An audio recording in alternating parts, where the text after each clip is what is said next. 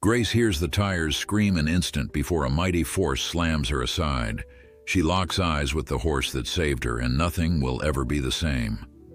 Before we continue, don't forget to subscribe to the channel, like the video, and comment where in the world you're watching from. Let's go. No one in the quiet town of Maplewood ever imagined that a peaceful afternoon stroll would spiral into a miracle. Nestled between rolling hills and emerald pastures, Maplewood was a place where families greeted each other by name and children ran freely through meadows warmed by the sun.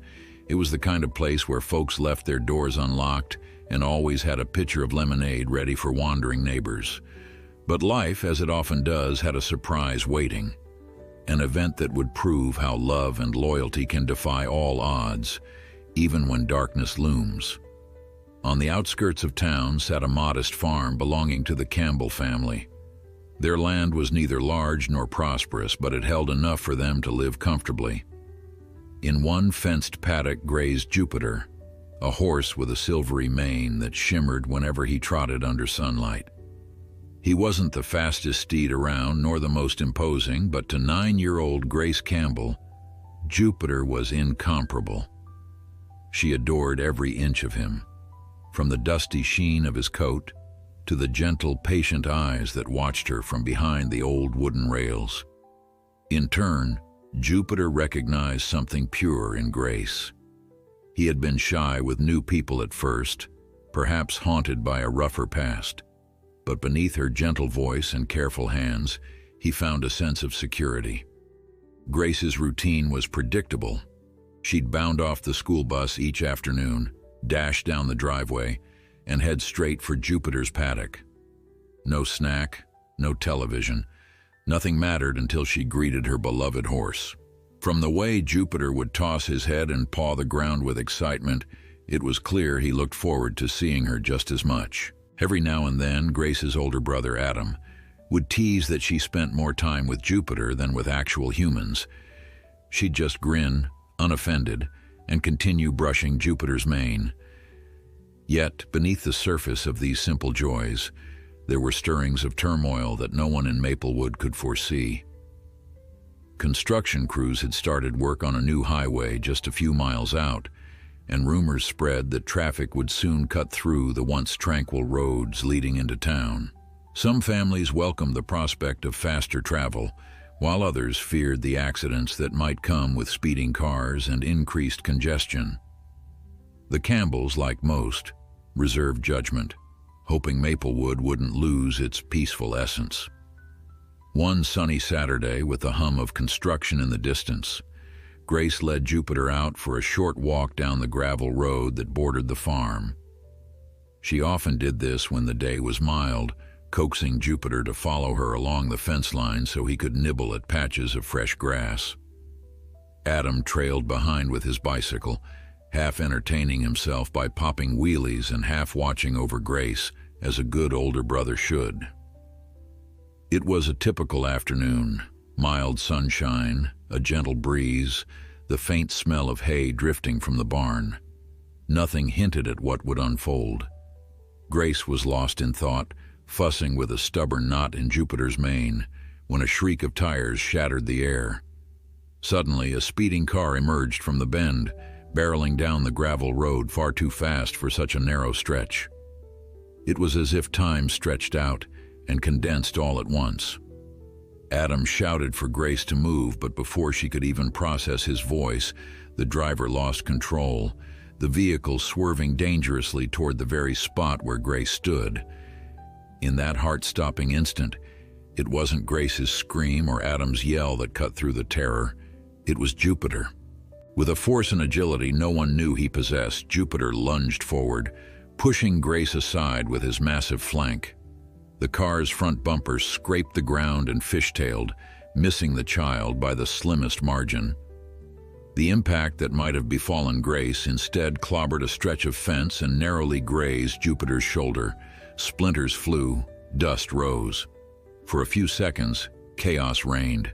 The driver's frantic shouting, Adam's terrified calls for help, and Grace's own heartbeat pounding in her ears. Yet, What resonated above all else was the raw bravery of a horse determined to protect the girl he loved.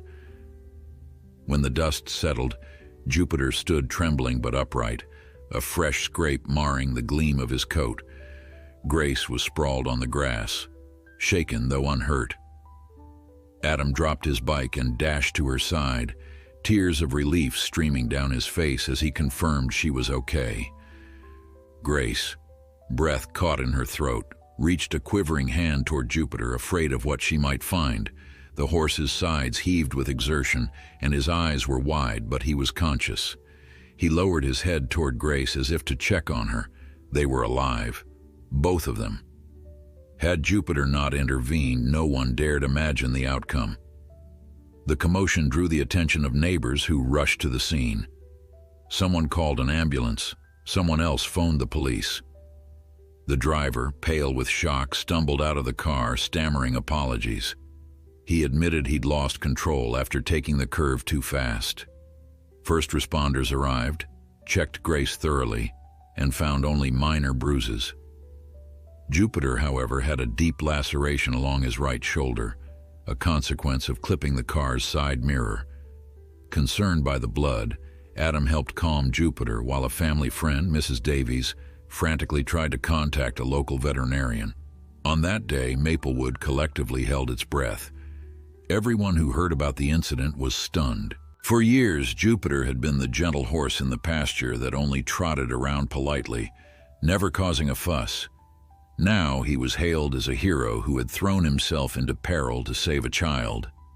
Many in town whispered that it was more than a mere reflex. Horses could be skittish after all. It seemed that Jupiter had made a conscious decision, spurred by an extraordinary bond. The hours that followed brought a kaleidoscope of emotion to the Campbell household. Grace, still trembling from her brush with danger, pressed ice packs to her bruised hip and tried to process what had happened. Adam hovered nearby with haunted eyes, replaying the scene in his mind, every screech and cry etched into his memory. Meanwhile, Mr. and Mrs. Campbell paced the living room, torn between gratitude and worry. Jupiter stood in the barn, stoic but uneasy, his wound cleaned and wrapped by the hurried veterinarian. To ease the throbbing pain, he'd been given a mild sedative, but even in that drowsy state, he nickered whenever Grace walked into his stall, as if checking that she was truly okay.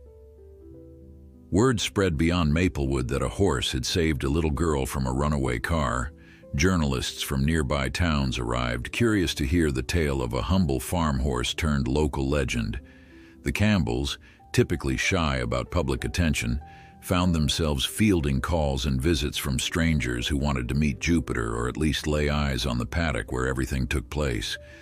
Though the sudden spotlight felt overwhelming, no one denied that Jupiter deserved every accolade. Grace, for her part, didn't let the fuss go to her head. She just wanted Jupiter to heal. As the days passed, Jupiter's shoulder began improving, though signs of stiffness lingered. The veterinarian advised gentle walks to keep his muscles active and frequent checks of the bandage. Grace took on these tasks with unwavering devotion. Each afternoon, she'd stand with a bucket of water and a handful of oats, singing softly while she carefully replaced the dressing. Jupiter would nuzzle her pockets, still expecting an apple treat despite his injuries. Watching them was like witnessing two souls forged together by an unbreakable experience, one that might have ended in tragedy but instead unearthed a profound connection. Despite Jupiter's apparent progress, a new concern loomed: the psychological aftermath. After a traumatic event, even the most docile horse might carry fear or anxiety. Yet Jupiter seemed less fearful than vigilant, always attuned to Grace's presence. On evenings when the setting sun bathed the barn in amber light, passers-by could see Grace resting her head on Jupiter's neck, quietly thanking him in her own way. Neighbors would sigh with relief, grateful that a story which might have ended in heartbreak instead became a testament to bravery. But Maplewood's sense of security was shaken. The road near the Campbells' farm was no longer the quiet lane it once was. Construction crews continued forging ahead with the highway expansion, promising that soon heavier traffic would route dangerously close to farmland. If drivers already felt emboldened to speed on back roads, what chaos might unfold on the bigger, busier thoroughfare? Concerned citizens attended town council meetings, pleading for lower speed limits and guardrails, reminding officials of the near tragedy that had just occurred. Meanwhile, the Campbell family faced a choice. Should they remain on their land, where Jupiter had room to graze and Grace had grown up, or should they move somewhere safer? Farmers who had grown old in Maplewood shook their heads. It wasn't fair, they said, that ordinary folks who lived off the land might be forced out by government projects. Some offered to help build stronger fences for the Campbells, while others suggested they pool funds to pay for speed bumps. Yet real change seemed slow to come. Grace heard her parents whisper in the kitchen after dinner, weighing the cost of relocation. Although no final decision had been reached, one thing was certain: Jupiter would not be parted from Grace. Her father made that promise without hesitation. "We owe our daughter's life to that horse," he declared to anyone who asked. "He isn't just an animal, he's family." And so the question wasn't whether Jupiter would remain with them, but rather how they'd safeguard him and Grace from future reckless drivers. In the face of these concerns, the local media interest flared again, and for a while, Jupiter became a symbol for the campaign to keep Maplewood's roads safe. Photographs of him and of Grace draped over his neck graced the local paper's front page. "Hero horse raises safety questions," read one headline.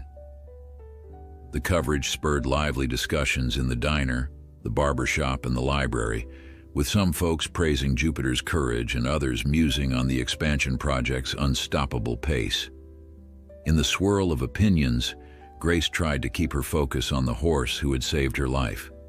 Each day, she would slip into the barn, heart brimming with gratitude, determined to make sure Jupiter sensed how beloved he was. Meanwhile, the child he had rescued seemed forever changed. A brush with death can leave anyone thoughtful, and for a 9-year-old, the lesson was both shocking and precious. Gone was the carefree girl who trotted around barefoot without a second thought. In her place was a child who still loved the feel of grass beneath her toes, yet now paused to check the horizon for any sign of threat. Through it all, Jupiter's steady gaze reminded her that one brave act could alter destiny itself. And so Maplewood held its breath again, wondering how events would unfold. Would the next driver speed by without care? Would the proposed highway and its roaring traffic bring further danger? In hushed corners of the feed store, people said the Campbell family might be forced to sell, but every time these rumors circulated, Grace would calmly dismiss them, tucking her chin up and declaring, "We're not leaving Jupiter. We can't." Her eyes shone with a certainty that was rare in someone so young, a certainty forged in the instant a horse decided to save her life. If you're captivated by this story and want to hear the astonishing twists to come, please consider leaving a comment or sharing your thoughts. Your support means the world to us. We're aiming for 30,000 subscribers, so every click and comment helps us continue bringing you heartfelt stories that prove kindness and courage exist. What you've read so far is just the beginning. The miracle has only started to unfold, and greater challenges may lie ahead. In the days that followed Jupiter's heroic act, the Campbell family found themselves swept up in a tide of mixed emotions. Gratitude for Grace's safety blended with an unspoken worry about what came next. The shock of nearly losing her daughter had changed Mrs. Campbell in subtle ways.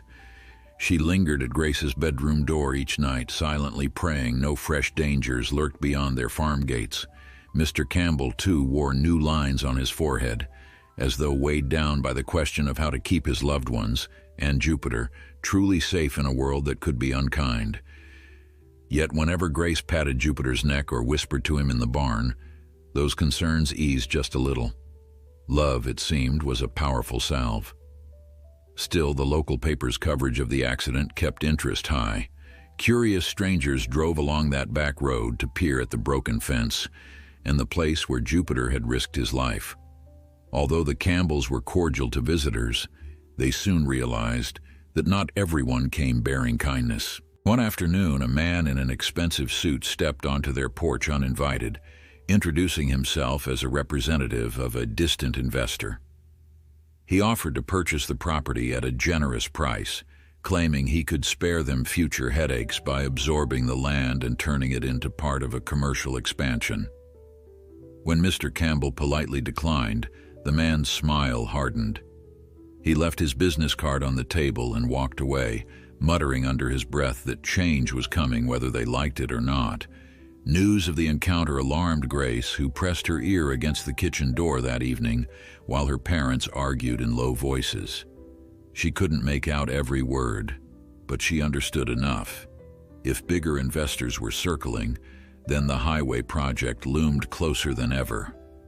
She tiptoed out, seeking Jupiter's company.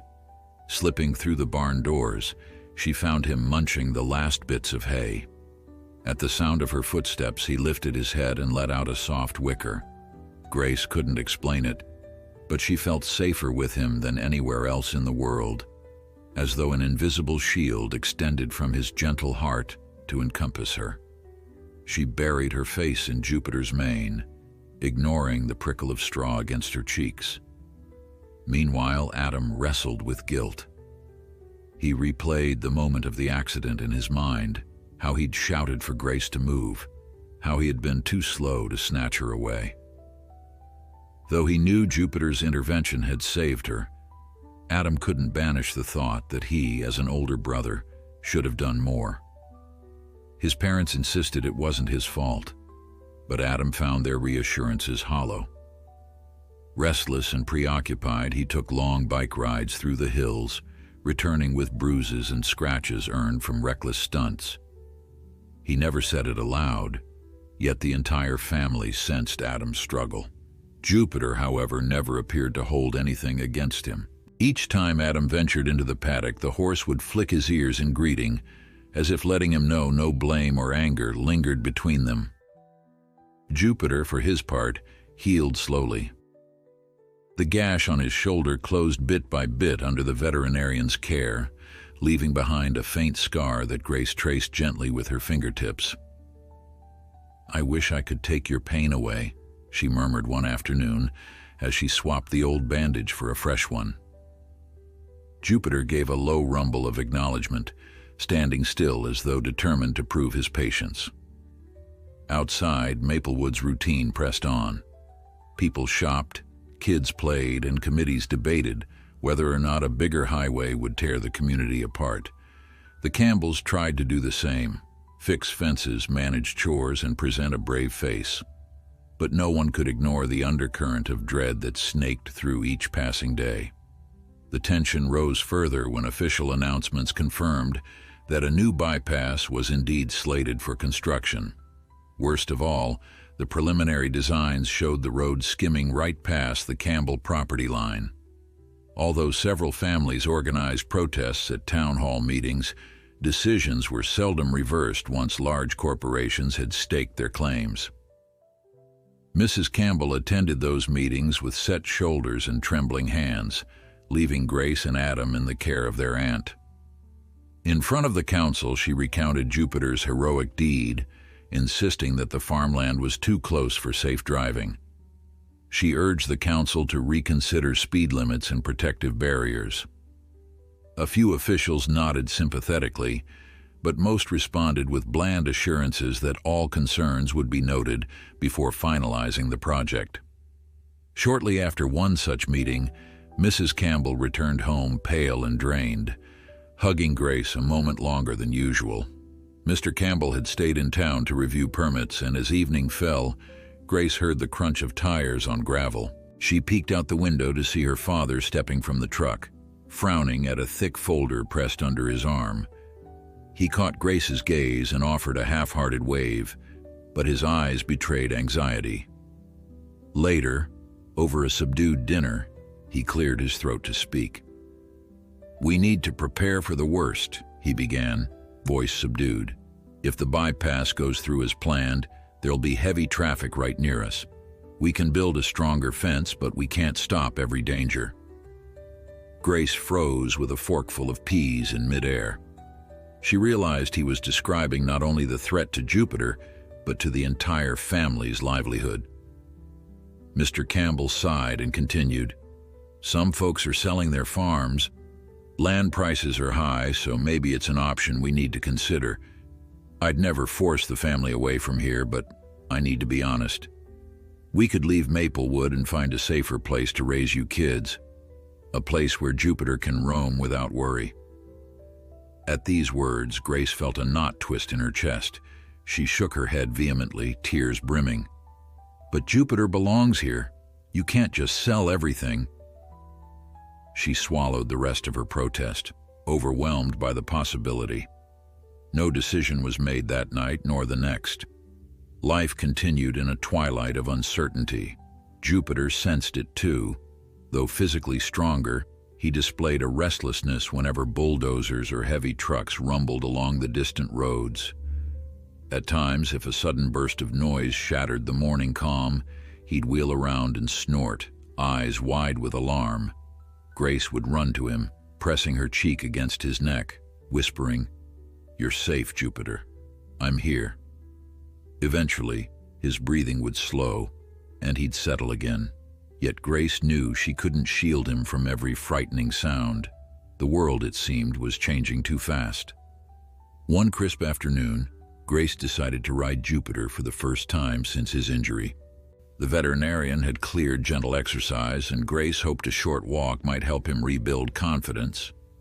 Adam walked beside them, arms folded protectively across his chest, determined to keep an eye out for reckless drivers. Even Mr. Campbell, usually content to watch from the porch, walked a few paces behind, scanning the horizon for any sign of trouble. Jupiter, despite a slight limp from the healing wound, held his head high. The stirrups' leather squeaked softly as Grace swung into the saddle, heart thudding with cautious excitement. At first, Jupiter ambled nervously, ears flicking with each passing breeze. But as they circled the paddock, Grace's soft voice and gentle hands seemed to remind him that this was where he belonged. Step by step, he relaxed, letting the tension slide from his muscles. Eventually, they ventured out to the lane near the orchard. Adam jogged ahead, scouting for cars, while Mr. Campbell lingered at the fence line, arms folded over the top rail.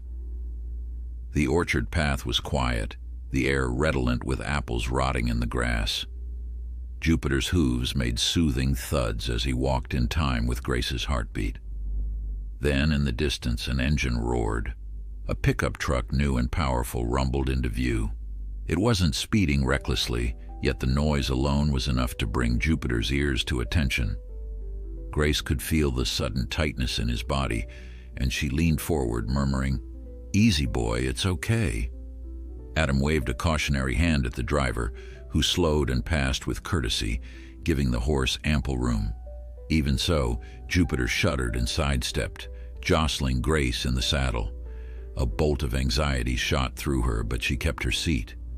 At length, the truck vanished around a bend, and Jupiter sighed, as if exhaling a ghost of old fear. When they finally returned to the barn, Grace slid off and hugged Jupiter's neck, tears of relief on her cheeks. Mr. Campbell patted them both gently, pride shining on his face. "He's brave. You both are," he said. Adam nodded, though his features remained clouded as if he couldn't quite shake the memory of how swiftly an ordinary drive could turn lethal. For all the talk of forging ahead, it was clear each member of the family still grappled with lingering fear. Summer wore on, and the construction noise grew louder. The highway now seemed an unstoppable force, inching closer by the day. Reports circulated that soon, a major section of the bypass would open for provisional traffic, funneled right past Maplewood's outskirts.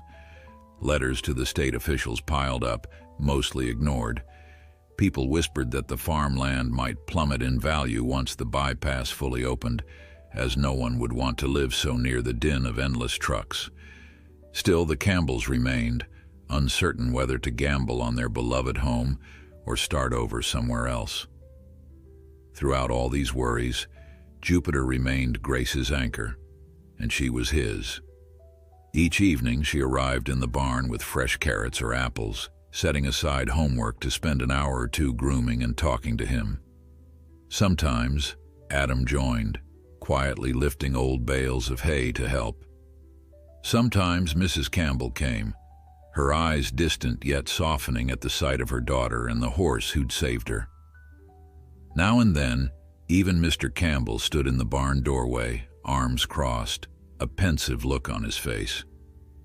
If they abandoned Maplewood, how would they uproot the orchard, the barn, the memories of near disaster turned miracle? Every question looped back to the same dilemma. Was the place that threatened them also the place that had shaped who they were? One night, Grace was awakened by bright lights flashing against her curtains. She peered outside. A line of large trucks was parked along the road, men in orange vests bustling with machinery and floodlights. They were testing part of the new route from what she could gather, and the rumble was enough to set Jupiter neighing in alarm. Heart-pounding, Grace slipped into her coat, rushing outside to calm him. The yard was awash in glare. She found Jupiter stamping in his paddock, eyes rolling. Holding his halter, she whispered frantic assurances, but the cacophony of diesel engines and reversing alarms drowned her out. Eventually, a lull in the noise gave her the chance to stroke his muzzle gently, until at last, he stilled. That night, Grace realized a painful truth. Life here might be changing beyond their control. The next morning found the Campbell household unusually quiet. Grace woke later than usual, her ears still ringing with the memory of roaring engines and blazing lights. Adam was already up, pacing the living room and fidgeting with the remote. Their parents exchanged worried glances, knowing they'd all lost precious hours of sleep. Despite the heaviness in the air, the day pressed on. Chores needed doing, and the orchard's early harvest wouldn't wait. Grace slipped on her boots and headed outside, determined to check on Jupiter before anything else. She found him standing quietly, muzzle dipped in the water trough. His ears flicked in greeting when she approached, but she sensed a new wariness in the way he surveyed the road.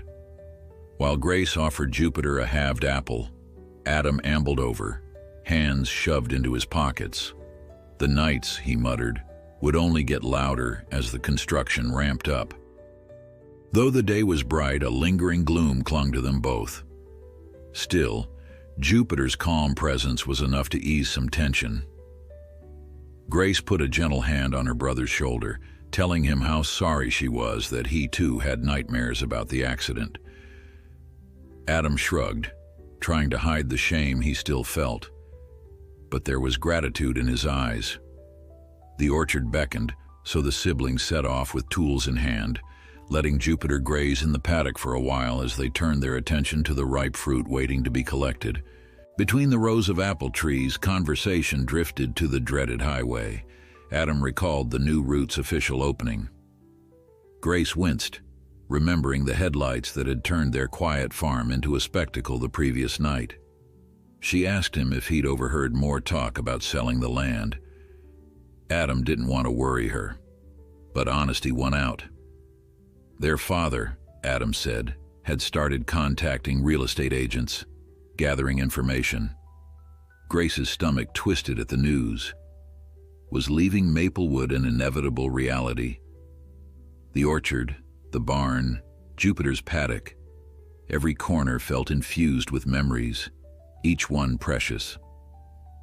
As they filled baskets with apples, Grace tried to imagine a life somewhere else, but her mind balked at the thought of separating from the only home Jupiter had ever truly known. Later that afternoon, Mr. Campbell pulled into the yard with an unusual passenger, a colleague from the local community council named Mrs. Harrison, who specialized in farmland preservation. She was an older woman, her silver hair woven into a neat braid. As she stepped out of the vehicle, she took in the orchard's gentle slope and the weathered barn with appreciative eyes. After a polite greeting, she explained her visit. There was a small chance they could register part of the Campbell property as historically significant farmland, which might force the highway planners to modify their route. It was no guarantee. Bureaucracy was slow and often favoring big development, but there was a glimmer of hope. Grace, overhearing, felt a cautious rush of excitement. Perhaps all was not lost. Mrs. Harrison spent the next hour inspecting the orchard boundaries and taking notes on a thick legal pad. She asked about the farm's history, pressing Mr. Campbell for details on how long the family had owned it. She nodded sympathetically when told of Jupiter's heroic deed. "Even if the road can't be moved," she offered, "maybe we can secure better protective barriers or speed regulations." Adam, who stood nearby, spoke up. "What good are signs if nobody follows them?" Mrs. Harrison frowned, acknowledging the difficulty. Still, she insisted that official recognition might offer some leverage. Grace lingered, listening intently, wishing with all her heart that it could be enough. Jupiter ambled closer, as if drawn to the conversation, his gentle gaze passing from Grace to Mrs. Harrison in quiet curiosity. Before leaving, Mrs. Harrison handed over a stack of forms for Mr. Campbell to complete. She also suggested collecting testimonials from neighbors who opposed the bypass, as personal stories sometimes carried weight in government hearings. With a respectful tip of her head, she departed, promising she would do her utmost to help. As the truck pulled away, the Campbells shared a collective sense of guarded optimism. Adam ventured to say that maybe, just maybe, Maplewood wouldn't lose another family to outside interests. Grace felt a flutter of hope. She hurried to the barn, brimming with the need to tell Jupiter everything, though she wasn't sure how much a horse could comprehend. Still, as she chattered softly, Jupiter flicked his ears and listened as though he was as invested in the outcome as she was. Meanwhile, word of the potential farmland designation spread, stirring up conversations all across Maplewood. Some families were thrilled at the prospect of stopping or rerouting the bypass, while others complained that they needed the new highway to boost trade. Debates broke out at the grocery store checkout, in church corridors, and even in the small diner where high schoolers hung out after class. Tension mounted between folks who believed in preserving Maplewood's rural charm and those who argued that progress was inevitable. At times, the friction felt heavy, but still the town functioned. Every day, people paused to comment on the bright summer produce or the crispness of the early autumn air, even if the bypass lingered in the backs of their minds. And always, the story of Jupiter's heroic act resurfaced, a reminder that roads and farmland were more than dots on a survey map. Under the gathering clouds of uncertainty, Grace clung to routine. Each morning, she rose before sunrise to feed Jupiter and check his bandage. The veterinarian had recently cleared him for limited riding, so Grace took advantage of the mild weather, trotting him gently around the orchard. Sometimes Adam joined, walking along with his bike, keen to keep watch for passing cars. Other times, Mrs. Campbell strolled behind with a camera, capturing pictures of Grace and Jupiter that she hoped might one day illustrate their farmland petition. The orchard's apples had mostly been harvested, but a sweet aroma lingered in the air. It was a quiet time, made more precious by the knowledge that these days of peace might be numbered. One morning, while adjusting Jupiter's saddle, Grace noticed him flinch at a new, throbbing hum in the distance. Puzzled, she leaned out of the barn doorway. Through the early mist, she could see massive trucks rumbling toward the construction site, loaded with materials to finish paving an important stretch of highway. Her heart sank. The bypass was no longer just lines on a blueprint. It was quickly materializing, forging straight toward Maplewood's front yard. Determined not to let dread paralyze her, Grace guided Jupiter out. She led him down a well-worn path, speaking in calming tones whenever the thunder of trucks shook the ground. Jupiter's ears remained half-pinned, but he stayed obedient, trusting Grace's confident pace. In those moments, she dared to believe that resilience mattered more than fear. Late that same afternoon, Mrs. Campbell spotted a state official's car parked along their boundary fence. With a nervous flutter in her chest, she summoned Mr. Campbell, and together they approached. A tall man in a pressed suit was standing with a clipboard, examining the orchard with a cool, impersonal gaze. He introduced himself as Mr. Durant, a liaison between the highway department and the local government. Apologizing for his intrusion, Mr. Durant explained that he had come to finalize route surveys. At first he was polite, acknowledging the orchard's pleasant setting. Then he mentioned the farmland registration attempt, remarking that he doubted it would change much. The department, he said, had contingencies for these scenarios. Trees could be replanted elsewhere, and farmland, while important, couldn't impede statewide progress. Mrs. Campbell bristled. "This isn't just farmland," she shot back. "It's our home. It's a life we built." Mr. Durant gave a thin smile. "I understand, ma'am, but things move forward." And with that, he snapped shut his clipboard. Mr. Campbell thanked him curtly, escorting him back toward his car. Once the official departed, they stood there in silence. The orchard's fading sunlight cast long shadows, stretching across fields that might soon echo with the roar of traffic. Mrs. Campbell clenched her fists, tears stinging her eyes. She could almost hear Jupiter's faint whinny from the barn, a reminder of what truly hung in the balance. In the quiet hush that followed Mr. Durant's departure, the Campbells remained by the fence, grappling with a tumult of emotions. Grace, only a few steps away, clutched Jupiter's lead rope and gazed at her parents with an unspoken plea. Although she was still a child, her eyes carried a depth beyond her years. Each rustle of leaves seemed to underscore the finality of Mr. Durant's words. Progress, unstoppable and indifferent, would soon cast a shadow over their orchard. Still, none of them were ready to accept defeat, not yet. They retreated to the house, hearts heavy, determined to examine every remaining path that might preserve their home. That evening, Mr. Campbell and Adam scoured the farmland registration forms in the living room, verifying property lines, historical references, and any detail that might strengthen their claim. Mrs. Campbell consulted an old family scrapbook, searching for photographs that showed earlier generations tilling the same land. Images of dusty overalls and straw hats, captured decades ago, offered quiet proof that these acres were more than soil. They were heritage. Grace hovered nearby, occasionally slipping out to check on Jupiter. She wished there was a simpler way to shield him from what she feared was coming, but she realized paperwork might be their only shield for now. In the following days, neighbors stopped by to share stories of the orchard's significance. One elderly couple recalled how they used to court beneath its blossoms, while a newly arrived family lauded the Campbells for teaching their daughter how to pick apples. Some folks worried about the potential noise and pollution that the bypass might bring, while others confessed fears that Maplewood's peaceful identity would vanish once the highway was fully operational.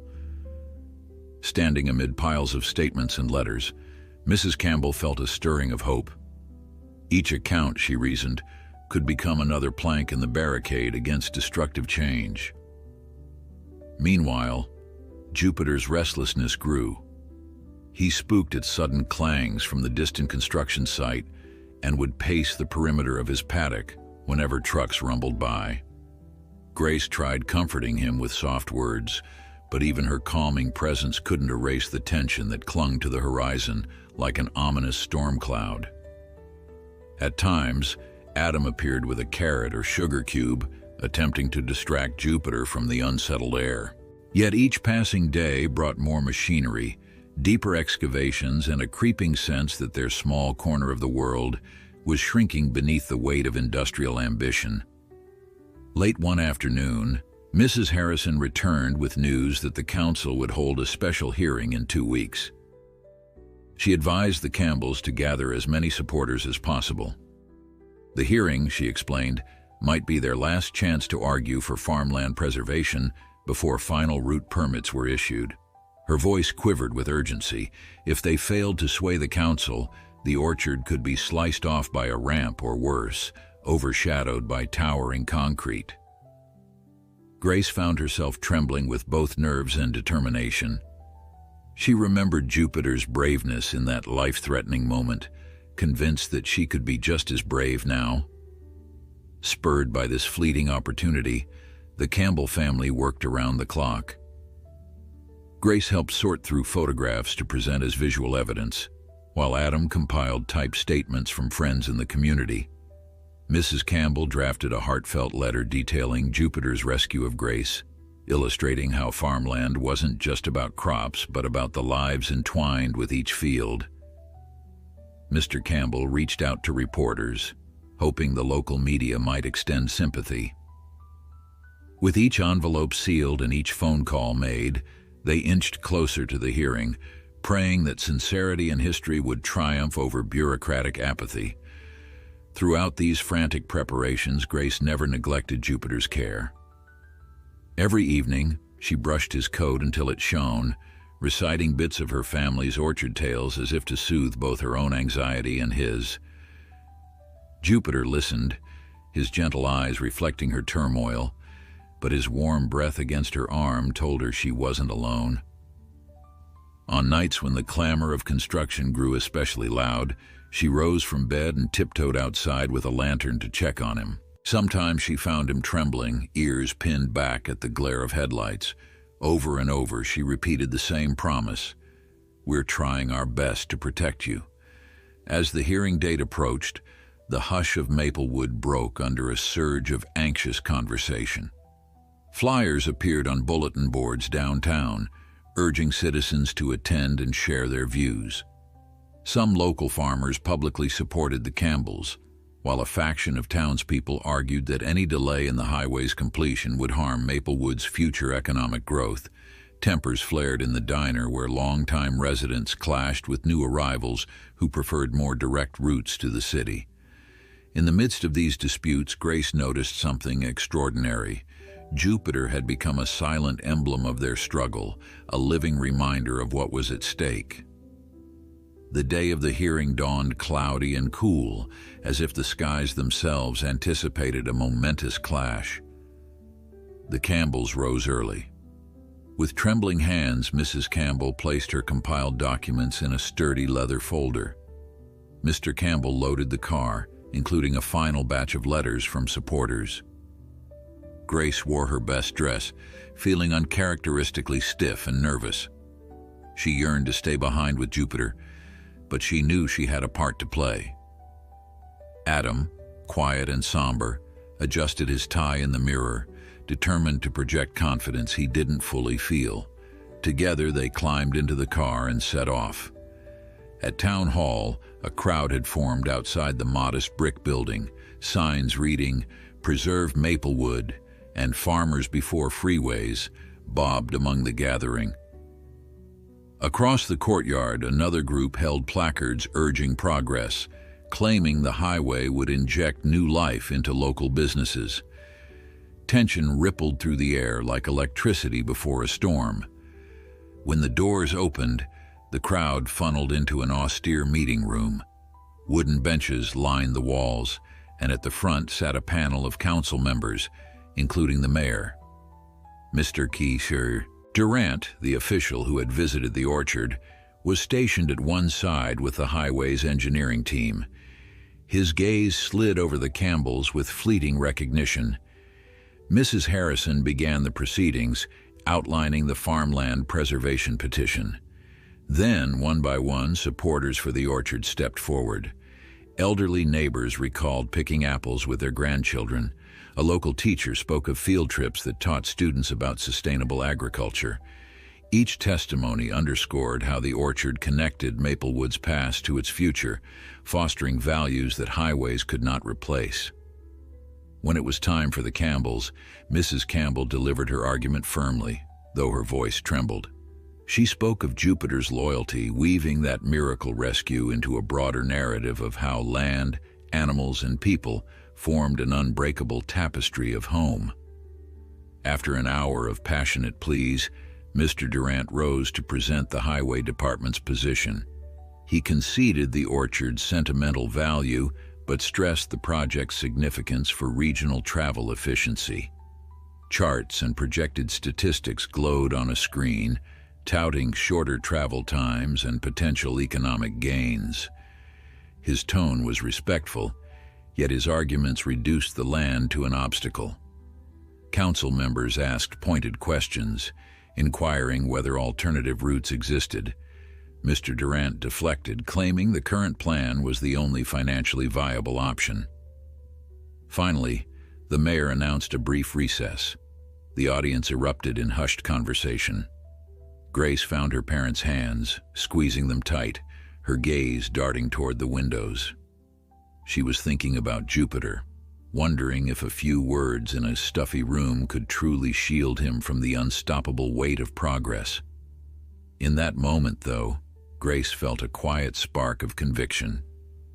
The orchard's stories, Jupiter's unwavering loyalty, and the countless memories woven into the farmland, these were more than sentiment. They were real and necessary parts of Maplewood's identity. She took a steadying breath, leaned close to her parents, and whispered, "We can't give up." Outside, clouds gathered overhead. Inside, neighbors whispered encouragement. And amidst the swirl of tension, Grace realized that if they stood firm, if they spoke plainly from the heart, there was still a chance to carry their beloved orchard and Jupiter's precious sanctuary into the future. When the mayor tapped his gavel to signal the end of the recess, the crowd shuffled back into their seats. A subdued hush settled over the hearing room, and tension hung in the air. Grace clutched her mother's hand, willing herself to stay calm. She could almost picture Jupiter back at the farm, quietly munching on hay, blissfully unaware that a cold decision made here could change his life forever. The mayor cleared his throat, motioning for silence. "We've heard passionate testimony," he began, his voice echoing around the cramped space. "This council must now decide whether to grant farmland preservation status or allow the highway project to proceed as planned. However, before we deliver our verdict, we'll open the floor for final statements." A ripple of murmurs spread among the crowd. Mrs. Campbell shot her husband a glance. Both hesitated. They had spoken already, painstakingly presenting their case. But the mayor's invitation implied one last appeal might matter. Grace felt her heart hammering. She wasn't one for public speaking, but an inexplicable urge propelled her to stand. Adam, startled, grasped her sleeve. Yet she slipped free, stepping into the aisle with shaky resolve. She walked toward the front, her legs trembling. Whispers rustled behind her, but she blocked them out. Carefully, she faced the council table. Mr. Durant stood off to the side, arms folded, expression unreadable. The mayor nodded in her direction. At that moment, Grace wished Jupiter's comforting muzzle were beside her. Nevertheless, she took a breath and began. "My name is Grace Campbell," she said, voice quivering at first. "I'm 9 years old. My family owns the orchard." She paused, seeking the right words. "This farm is everything to me. It's not just rows of trees or a piece of land. It's my home, Jupiter's home, and it's been ours for generations. I know highways are important. People need to travel. But I almost died on a road near my house when a driver lost control. If it wasn't for Jupiter, I wouldn't be standing here. I owe him my life." Her gaze swept the silent audience, noticing how some folks leaned forward, eyes clouded with empathy. Even the mayor's features softened.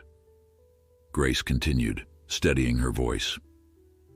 "Jupiter isn't just a horse, he's a hero. He pushed me out of the way of a speeding car. He got hurt protecting me. And now we want to protect him and our land.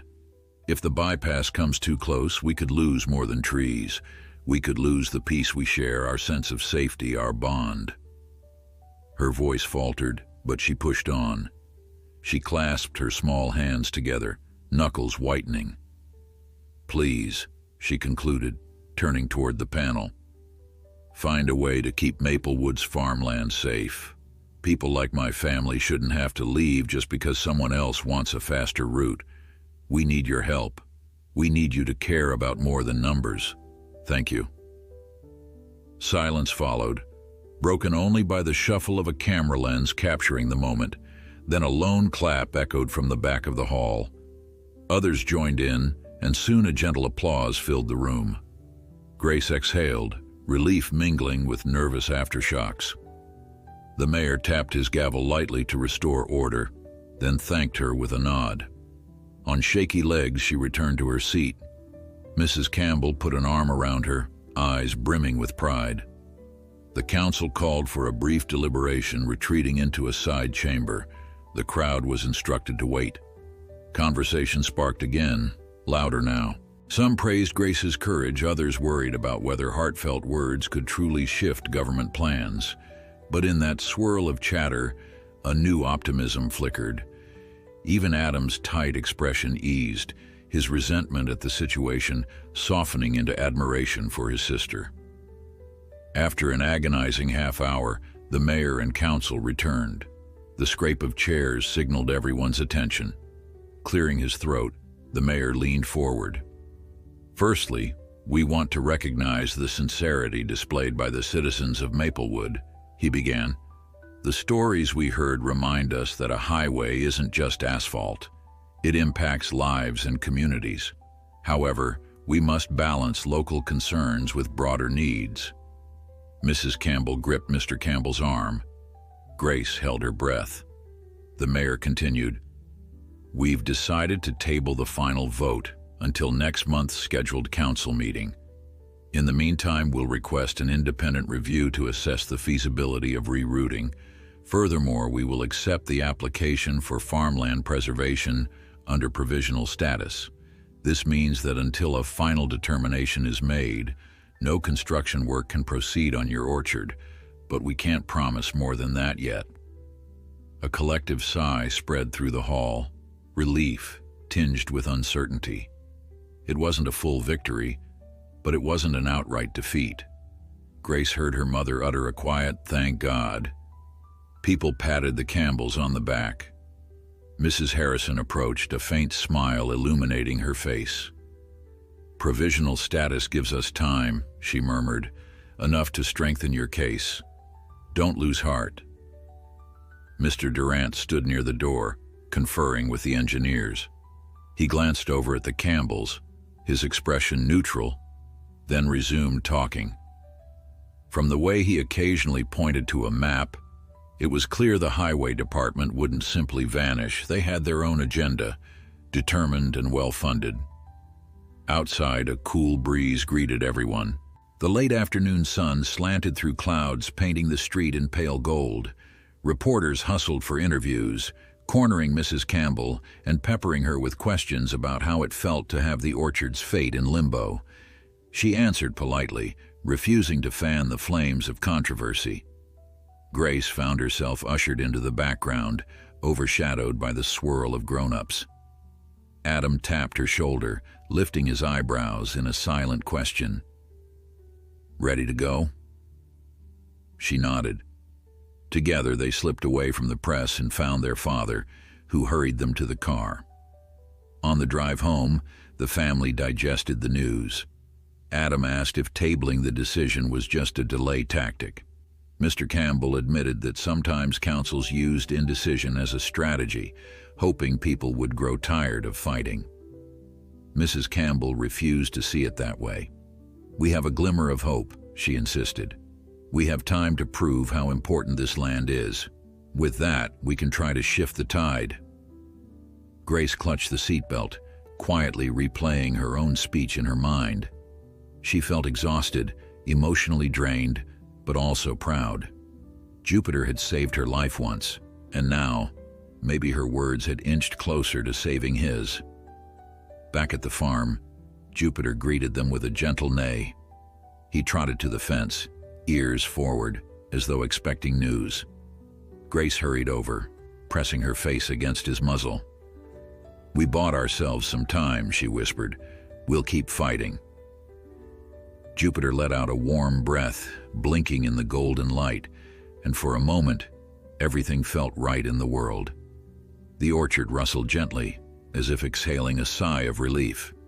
Life settled into a new rhythm, shaped by two realities.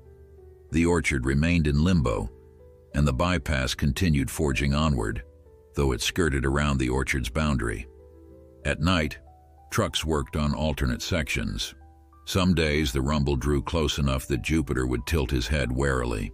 But the orchard stood unbroken, shielded by provisional farmland status for however long the official process lasted. The Campbells rallied again, collecting more testimonials, petition signatures, and photographs. Mrs. Harrison offered her counsel, cautioning them to remain vigilant. The next month's meeting would be decisive. In the meantime, Jupiter's wound finished healing, leaving a thin, jagged scar beneath his sleek coat. Grace resumed longer rides, guiding him along paths behind the orchard where old oak trees lined a serene creek. She found these outings essential, a respite from the battles waged in courtrooms and council halls. With Jupiter, she could be just a girl in love with her horse, galloping through autumn leaves as sunlight filtered in dusty shafts. Sometimes Adam joined, letting his bike roll slowly behind them. Other times, Grace rode alone, letting the orchard's hush calm her nerves. One crisp Saturday, Grace noticed a small group of people walking along the orchard's edge, strangers from their appearance. Two men in collared shirts and a woman holding a clipboard. They seemed to be examining the land, though no one had announced a visit. Concern stirred in Grace's gut. She dismounted and led Jupiter closer to see what they were doing. Before she reached them, her parents appeared from the barn, intercepting the visitors with polite but wary expressions. It turned out these individuals were environmental consultants, invited by Mr. Durant's office to assess the orchard's ecological value. They explained that farmland preservation required scientific backing, including surveys of local flora and fauna. Mrs. Campbell, though caught off guard, agreed to let them look around. If it helped prove the orchard's worth, so be it. Yet as the visitors strolled through the rows, scribbling notes, Grace felt uneasy. The orchard had never been a mere checklist of species, it was a living tapestry of memory. Dowmen with name tags were reducing it to columns of data. Still, she held Jupiter's lead, coaxing him to remain patient whenever they approached. One of the consultants remarked that the orchard's soil was unexpectedly rich for this region, which might yield a positive recommendation for farmland status. Another said the presence of certain bird species suggested a robust habitat. Encouraged by these observations, Mrs. Campbell brightened. The family trailed behind as the consultants wrapped up their notes, promising to submit their findings to the council. Optimism flickered anew. In the following weeks, an odd calm settled over Maplewood. Construction continued, but no longer devoured the horizon. The orchard stood as a small fortress untouched. People still debated the highway, but with the orchard off limits, temporarily at least, the immediate threat subsided. Grace breathed easier, though she knew one final council meeting lay ahead. With Jupiter's help, she clung to hope. Then, only 5 days before the scheduled vote, a storm raged across the county. Lightning illuminated the sky, wind whipped through farmland, and fierce rain pounded rooftops. Branches snapped, roads flooded. At the Campbell orchard, the family huddled inside while thunder shook the walls. Grace sat near the window, heart racing at each crash, worrying for Jupiter out in the barn. Adam lit a lantern and volunteered to check on him, returning soaked but reporting the horse was calm and safe. Still, as water pooled around fence posts and battered the orchard trees, Grace couldn't shake the fear that fate was testing them one last time. Morning light revealed fallen limbs strewn about, and the orchard floor glistened with storm debris. The orchard had survived, just barely. Eager to see Jupiter, Grace dashed outside. She found him peering from his stall, ears pricked as if awaiting her arrival. The orchard beyond might be battered, but it still stood, proud and resilient. The final decision loomed, but for now, hope remained. And Grace, gazing into Jupiter's gentle eyes, vowed she would face whatever came next, just as bravely as he had once faced danger for her. Dawn broke over the orchard with a muted glow, revealing the storm's aftermath in stark relief. Fallen branches littered the ground, and fragments of bark floated in shallow pools of murky water. Grace picked her way carefully through the debris, each step splashing against her boots.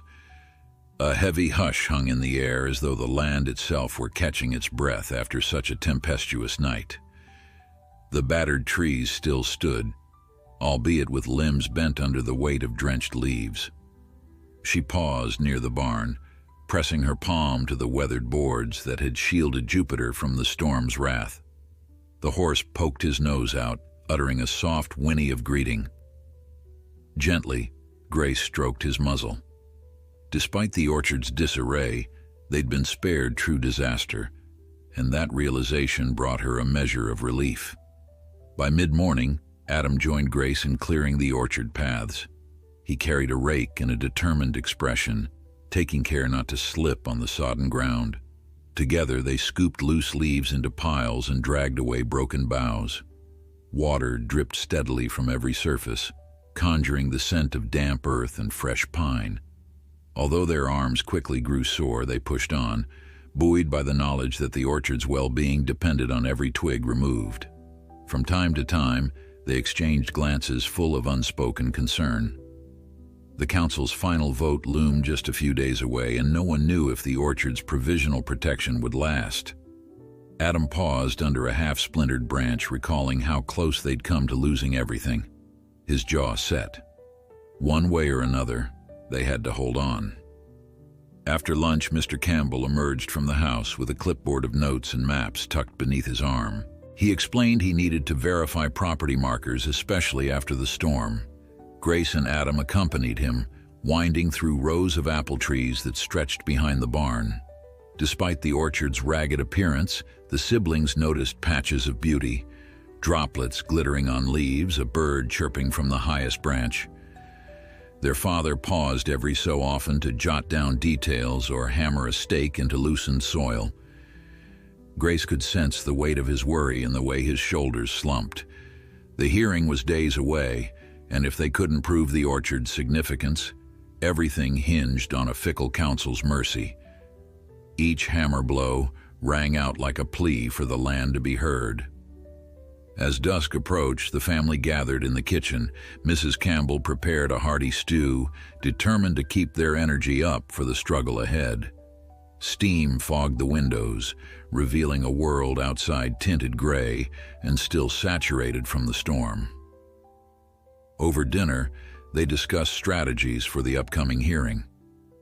Adam suggested displaying photographs of the orchard's wildlife, while Grace proposed writing a letter in Jupiter's name, half serious, half hopeful. Her mother smiled gently but reminded her that the council would likely want hard facts more than emotional anecdotes. Still, no one dismissed Grace's idea outright.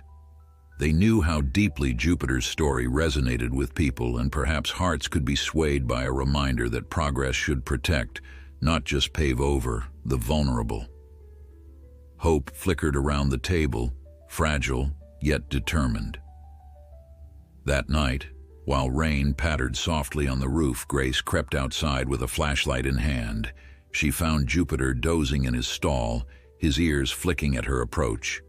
Careful not to startle him, she slipped inside and settled onto a small wooden crate. In hushed tones, she recounted the day's events, from hammering stakes in the orchard to the stew that warmed them for dinner. Jupiter listened as he always did, blinking slowly. A few times he nosed her shoulder as though telling her not to lose faith. Sitting there, Grace felt the immense comfort of his presence.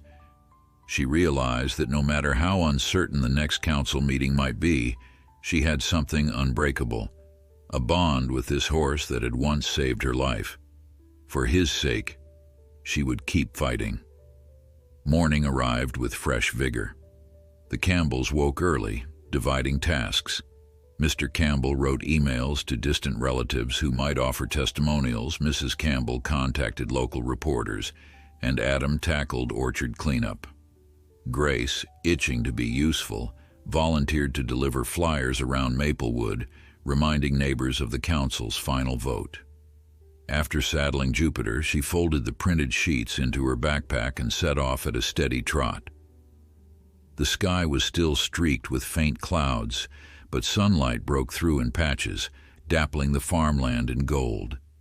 Passing the orchard boundary, Grace felt a surge of pride in Jupiter's confident stride. Town was a few miles away, yet she sensed that each hoofbeat carried a message. We are still here, still striving, and we will not surrender our home to the roar of bulldozers. Maplewood seemed more restless than usual. As Grace navigated Jupiter down Main Street, she noticed clusters of residents gathered in front of the diner, the general store, and even the post office. Debates about the orchard and the bypass raged in hushed voices. Some passers-by recognized Jupiter and gave Grace an encouraging wave. Others eyed her warily, uncertain whether farmland preservation would truly benefit the town. She dismounted at intervals, handing out flyers with a polite smile. A few people offered supportive nods, recounting how they remembered that fateful day Jupiter saved Grace. But a handful grumbled about potential economic losses if the highway faced further delays. Mounting tension crackled like static in the autumn air. Still, Grace pushed onward, determined to share her family's story with anyone willing to listen. At last, she reached the small park that bordered a cluster of newer houses. This was where many pro-highway voices resided, commuters who wanted shorter travel times and developers eyeing expansion. Grace paused, suddenly apprehensive. She remembered the aggressive stranger who once tried to buy her parents' land. Taking a breath, she squared her shoulders and approached a middle-aged woman walking a terrier. Offering a flyer with trembling hands, Grace introduced herself. The woman skimmed the words, lips pressed in a thin line. "I'm sorry about your orchard," she said curtly, "but Maplewood has to move forward." Despite the sting, Grace maintained her composure. Not everyone would support them, she knew, but she refused to let negativity crush her resolve. With a polite nod, she continued on, distributing every last leaflet before turning Jupiter around for home. On the ride back, the sky dimmed into soft lavender as dusk crept in. Grace's heart felt as heavy as her now empty backpack. With each clop of Jupiter's hooves, she replayed the conflicting opinions she'd heard. Some townspeople sympathized with her family, while others saw the orchard as expendable. By the time she reached the farm gate, her resolve wavered. What if the council couldn't be swayed? Breathing in the orchard's comforting scent, she reminded herself that every cause worth fighting for meets resistance. Jupiter sensed her turmoil, nuzzling her shoulder as she dismounted. She stroked his neck gratefully, letting that quiet gesture affirm her decision never to back down. In the coming days, preparations for the hearing accelerated. Mrs. Harrison dropped by with finalized environmental surveys, each concluding the orchard housed diverse species rarely found in such density. Mrs. Campbell meticulously arranged testimonial letters into neat folders, determined to show the council a compelling story of heritage, community, and compassion. Mr. Campbell erected a sturdier fence near the main road, hoping to buffer the farm from approaching traffic. Grace and Adam worked side by side, polishing Jupiter's saddle and tending to any orchard limbs still damaged by the storm. At night, the family prayed for guidance, Each sunrise brought them closer to the meeting that would decide if Jupiter's sanctuary might endure or if Maplewood's future would swallow it whole. Although the final council meeting was still a few days away, a distinct tension settled over Maplewood. The crisp fall air seemed thick with anticipation as the town edged toward a moment of truth. For Grace, each sunrise felt like a small jolt of worry, a constant reminder that time was running out. She could sense it in the orchard, too. The wind rattling the last withered leaves felt like a warning, and the distant growl of passing trucks never let her forget the highway creeping closer. One chilly morning, Mr. and Mrs. Campbell decided to drive into town to finalize a few details with Mrs. Harrison. The kids stayed behind, each tasked with chores.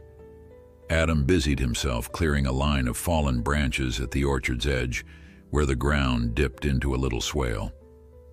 Grace, anxious but determined to stay productive, headed for the barn to groom Jupiter. The stable door creaked in the breeze, sending flutters of hay dust into the chilly air.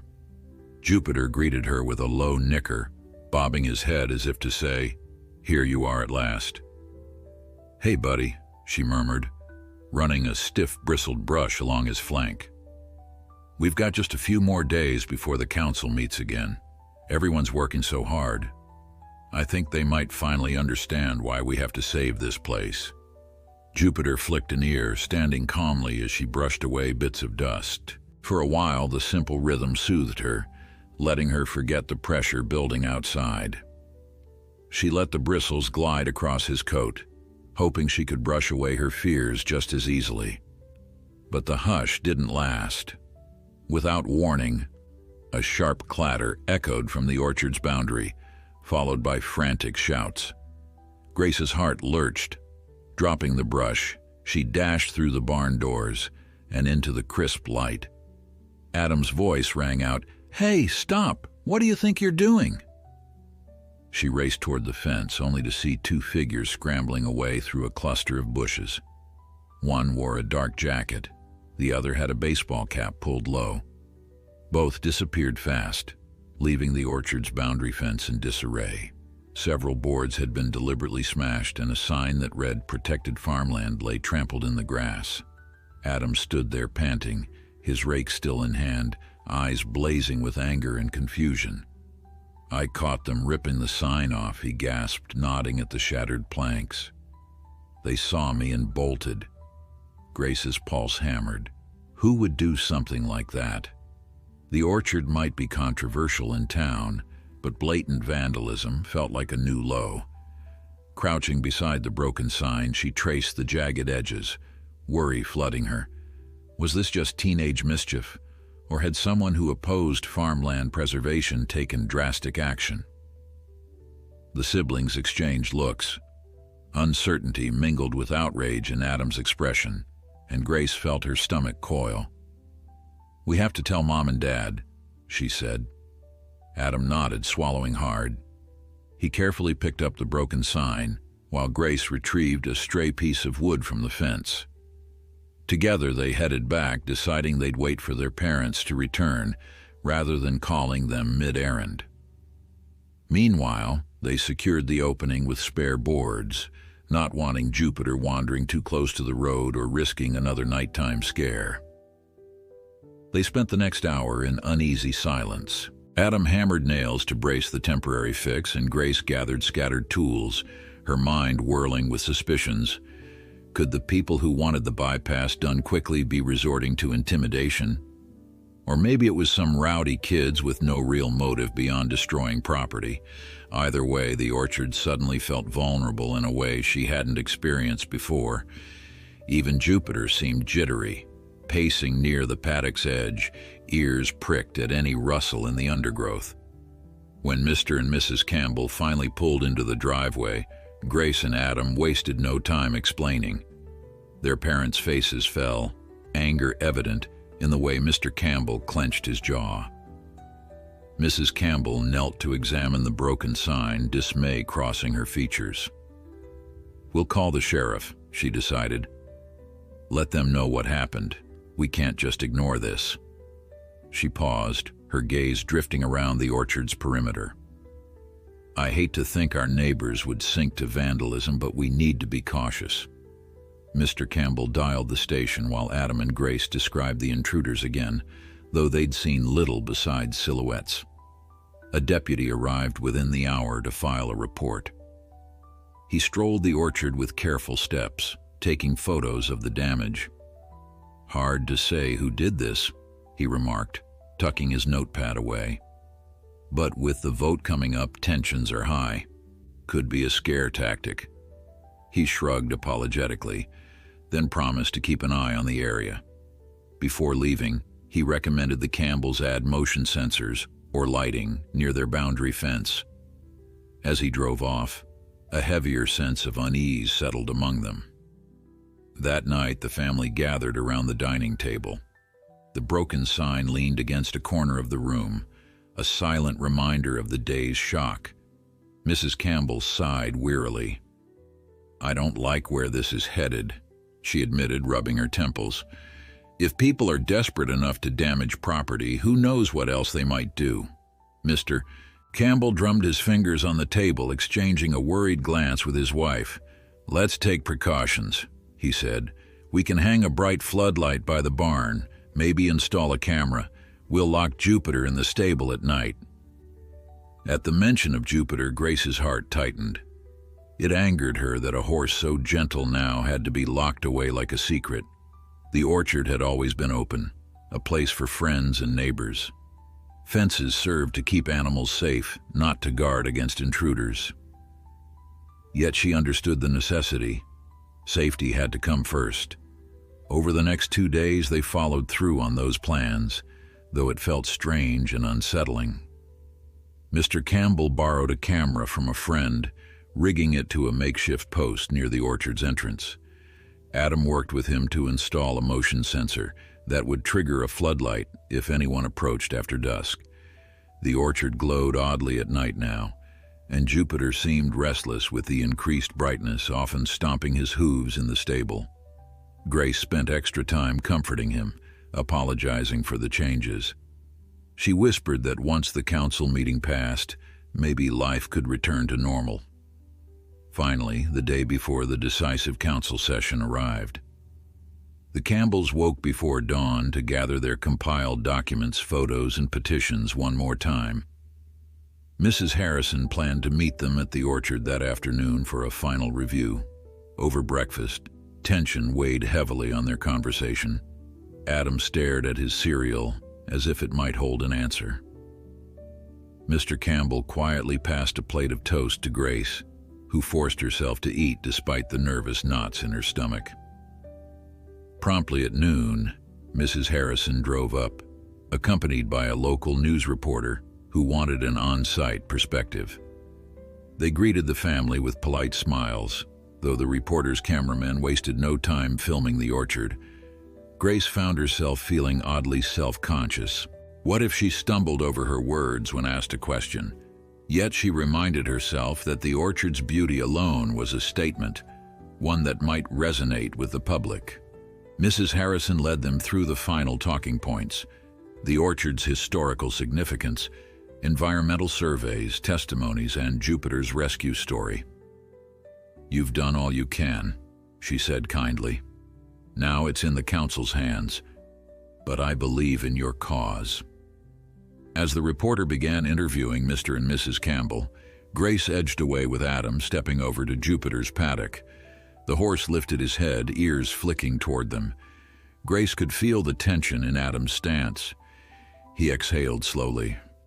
"Sis, I'm worried," he admitted. "After what happened with the fence, I just hope the council sees the truth. We're not just being stubborn. We're protecting what matters." Grace rested a hand on Jupiter's warm flank. "They have to see it," she murmured, her gaze drifting to the orchard's rows of trees. Even battered by storms and threatened by vandalism, the orchard endured, branches reaching skyward.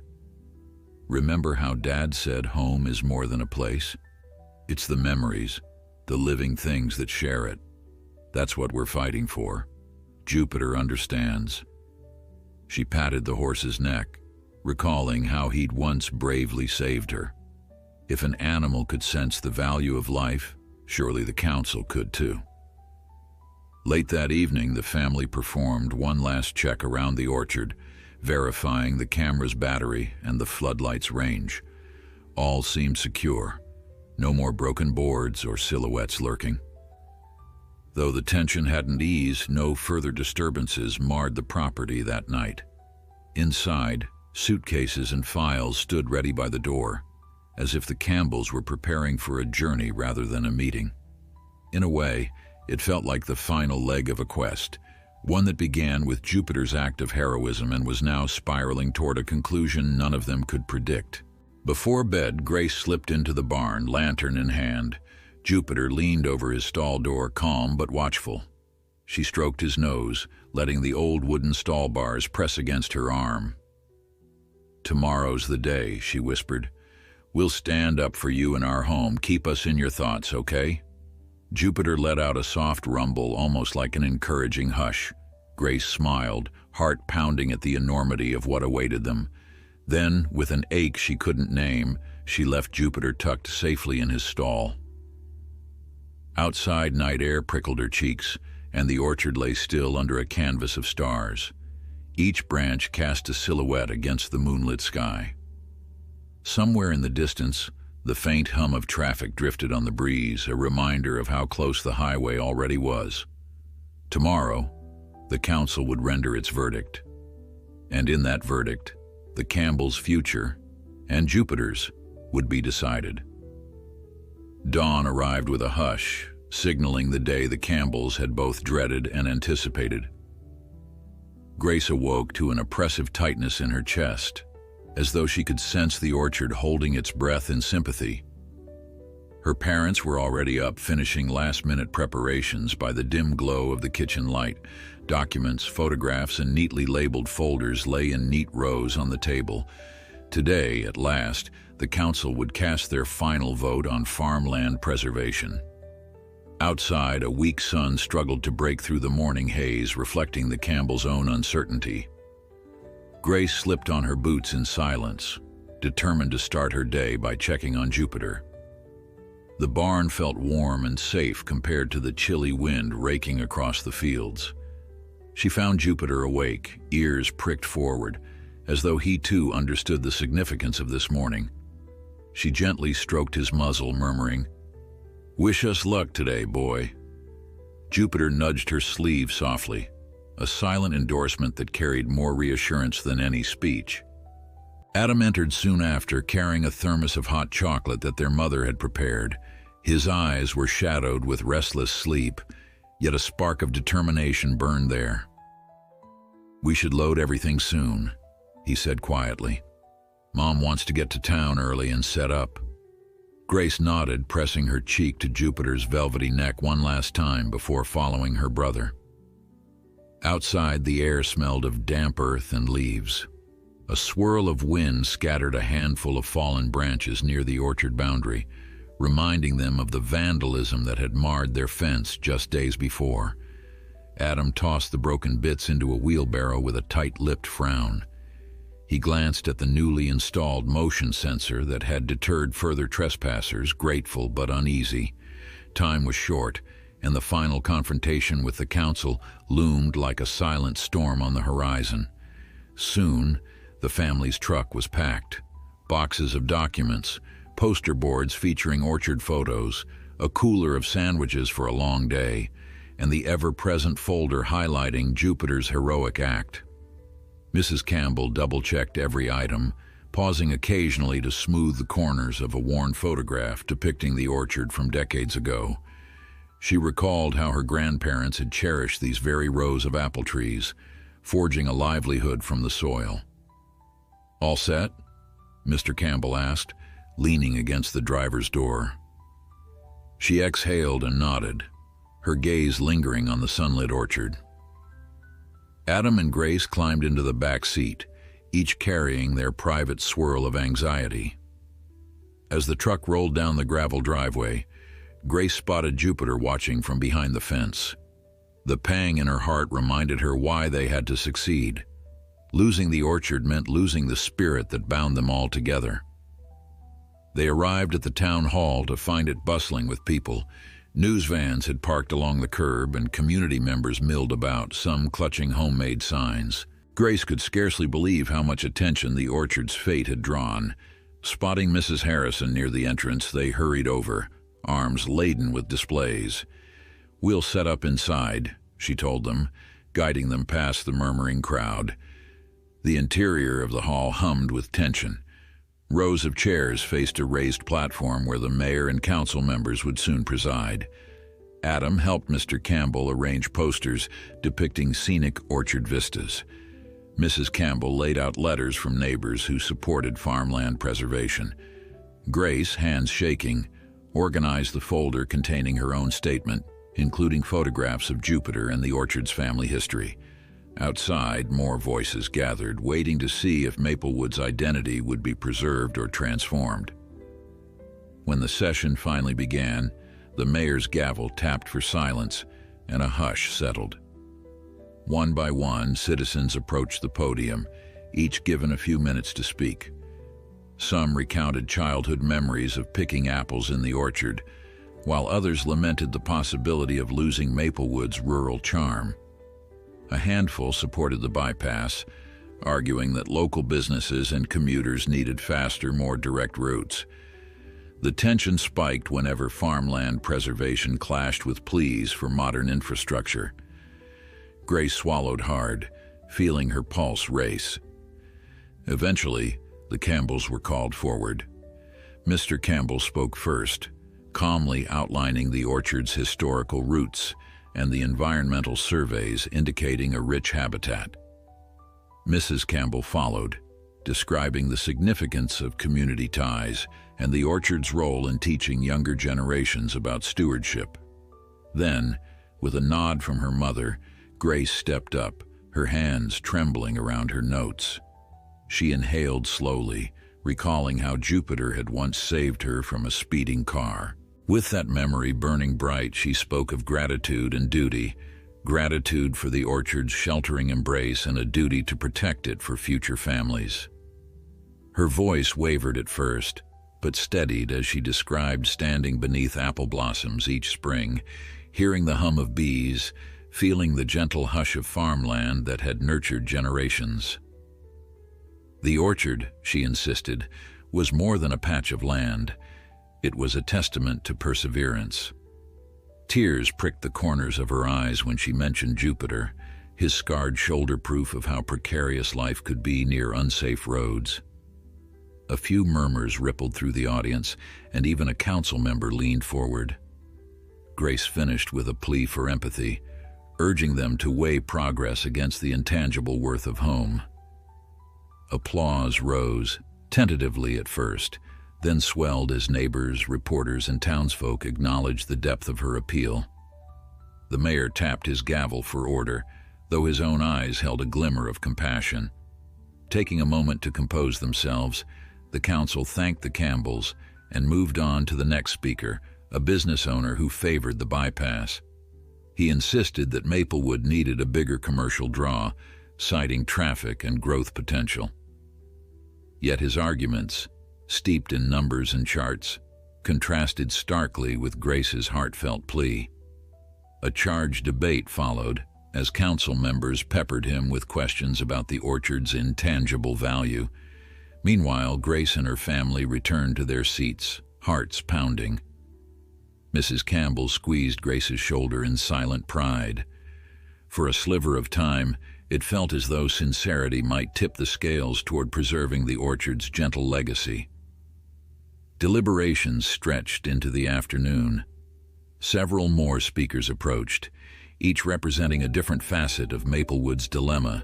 A mother of 3 described how her children learned about wildlife in the orchard, and an elder from a nearby farm explained the economic benefits of local produce.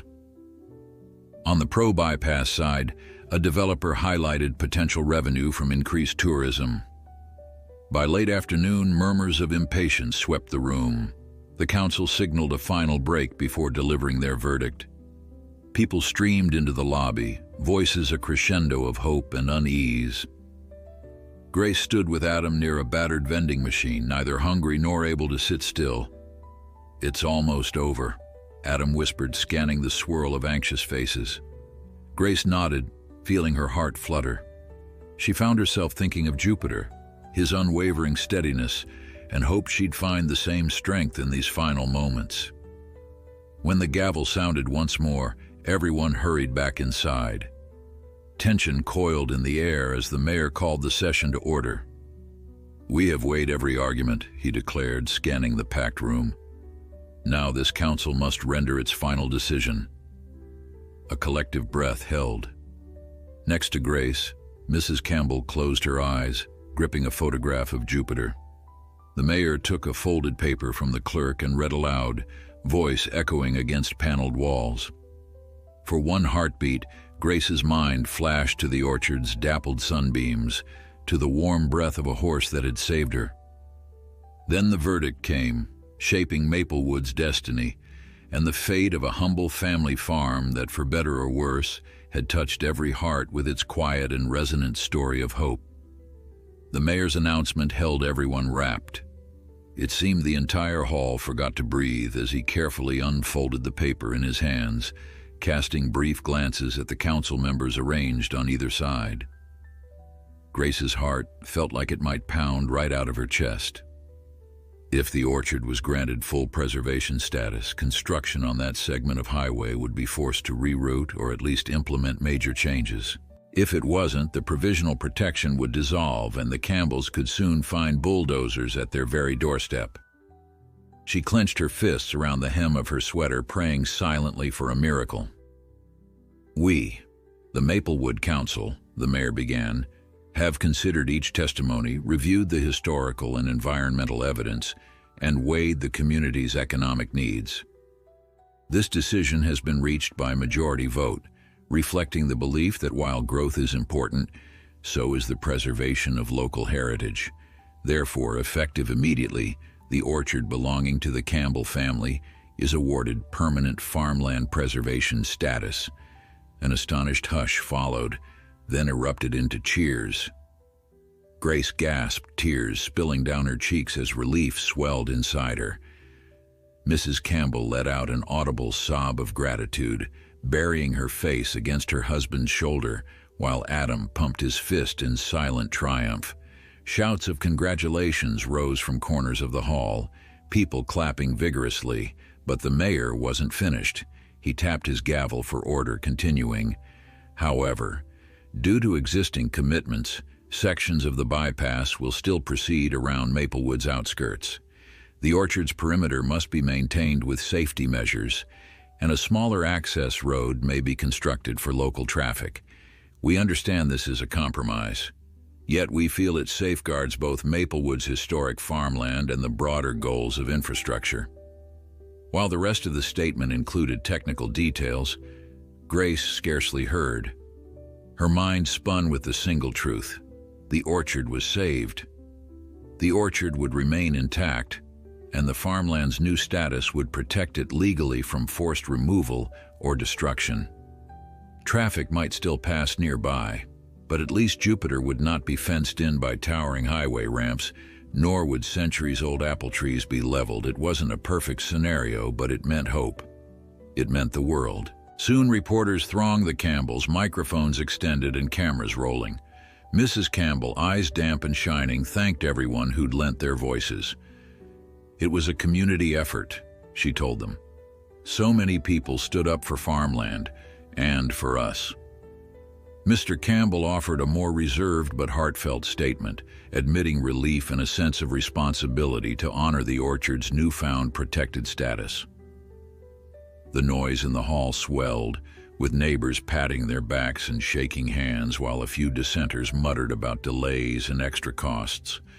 But overall, the tide of sentiment lifted the Campbells, confirming that goodwill and unity had won, if only by the narrowest margin. Grace stood apart for a moment, her breath still catching. She gazed at the swirl of faces and thought of Jupiter back home. She remembered the terrifying screech of car tires, the day she'd nearly been lost, and how Jupiter had sacrificed his own safety to shove her away from danger. Now she realized she was breathing that same unbroken air, the orchard secured, the council's verdict a testament to something more powerful than just paperwork. When Adam approached, tears glistened in his eyes too. She clasped his hand, and they shared a brief laugh of relief. It felt almost surreal, like waking from a long nightmare. The Campbells lingered in town for an hour or so, granting brief interviews to local media and thanking supporters. Eventually, though, they begged their leave, exhaustion plain in every gesture. At last, they piled into the truck for the familiar drive back toward their farm. As the town skyline shrank behind them, Grace noticed how the road now felt brighter, like a passage back to something cherished. The tension in her chest loosened, replaced by anticipation. She was desperate to see Jupiter, to reassure him that everything would be all right. When they arrived, dusk was falling over the orchard, painting the damaged fence and battered sign with soft purples and golds. For once, that sight carried no sting of anxiety. They hurried out of the truck, heading straight for Jupiter's paddock. The horse spotted them at once and trotted over, ears high and tail flicking. Mr. Campbell laughed aloud, gesturing for Grace to go ahead.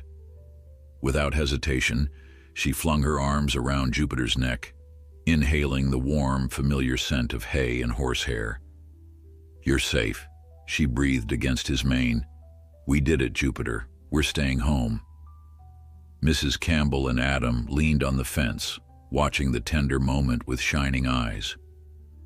Mr. Campbell reached over to pat Jupiter's scarred shoulder, voice thick with emotion. "We owe you, fella," he said softly. "If you hadn't saved Grace, none of this would matter. But you brought us together, gave us a reason to fight." Jupiter gave a quiet snort, bobbing his head as though in agreement. Grace thought how simple and steadfast animal loyalty could be, unburdened by politics or compromise. That evening, the house felt lighter than it had in months. Mrs. Campbell prepared a celebratory meal. Nothing fancy, just roast chicken and vegetables. But it tasted like a feast. They ate together, laughing over memories of the council debate and the flurry of neighbors' support. Adam teased Grace about her speech, claiming she'd probably run for mayor someday. Grace flushed but smiled, unable to deny the spark of pride she felt. The orchard might still have occasional run-ins with traffic, but a vital piece of Maplewood's heart had been secured by law and the will of those who cared.